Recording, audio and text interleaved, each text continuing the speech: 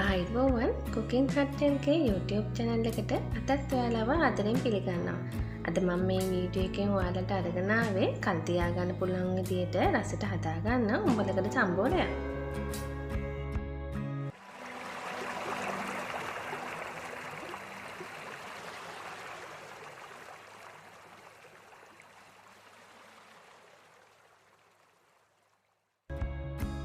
මුලින්ම මේ වගේ ඉඩ තියෙන භාජනයක් අරගෙන ලිපේ තියලා පොල් තෙල් මේස හැඳි 6ක් විතර එකතු කරගන්න. මේ ප්‍රමාණයෙන් තමයි අපි මුළු උඹලකඩ සම්පූර්ණයෙන්ම හදලා ඉවර කරගන්නේ. ඉතින් ඊට පස්සේ රත් වෙච්ච තෙල් එකට හීනියට කපාගත්ත ලොකු ලෝණු ගෙඩියක් එකතු කරලා මේක ලස්සනට රන්වන් පාට වෙනකම් බැද ගන්න ඕනේ.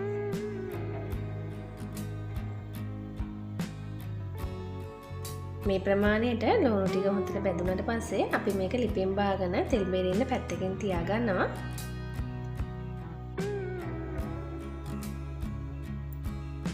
දැන් අපි මේ තෙල් එකටම උඹලකඩ ටික එකතු කරගන්නවා. උඹලකඩ ටික සෝතල පීසුණු කරලා මේ වගේ හීනි වන ප්‍රමාණයට කුඩු කරලා තමයි මම එකතු කරගත්තේ. මෙතන උඹලකඩ ග්‍රෑම් 150ක් තියෙනවා.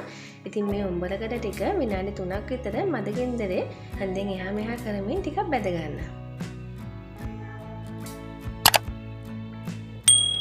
ඊළඟට අපි මේකට එකතු කරගන්න දේවල් ටික එකතු කරගන්නවා. ඉතින් මේ විදිහට මුලින්ම උඹලකඩ ටික මේ භාජනේ පැත්තකට කරගන්න.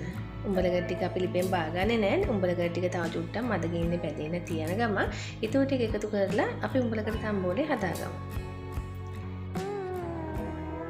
දැන් මේ වගේ උඹලකඩ ටික භාජනේ අයිනකට කරලා හීනියට කපාගත්ත මේ වගේ සුදු ලුණු බික් 5ක් විතර මේ අයිනට දාලා අපි සුදු ලුණු ටික රන්වන් පාට වෙනකම් බැද ගන්නවා.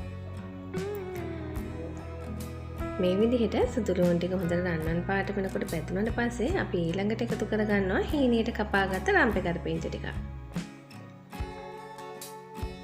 දැන් මේ වෙලාවේදී මම ඒ රම්පේ කරපිංච ටික එකතු කරගන්නවා. රම්පේ කරපිංච ටික එකතු කරගන්නකොට ගින්දර ගොඩාක් අඩු කරලා තියාගන්න මතක ඇතුව.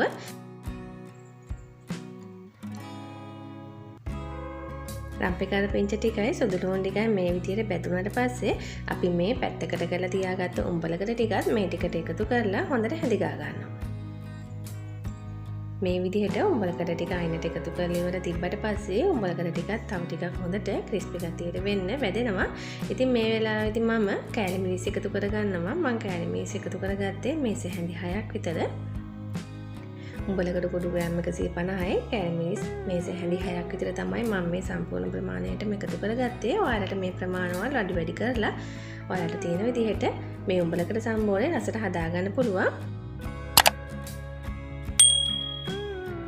ඉතින් දැන් මේ විදිහට හැන්දෙන් මේ ටික හොඳට කලවම් කරගන්න. දැන් මම මේ වෙලාවේදී මේකට රස අනුව ලුණු කුඩු ටිකකුයි සීනි ටිකකුයි එකතු කරගන්නවා.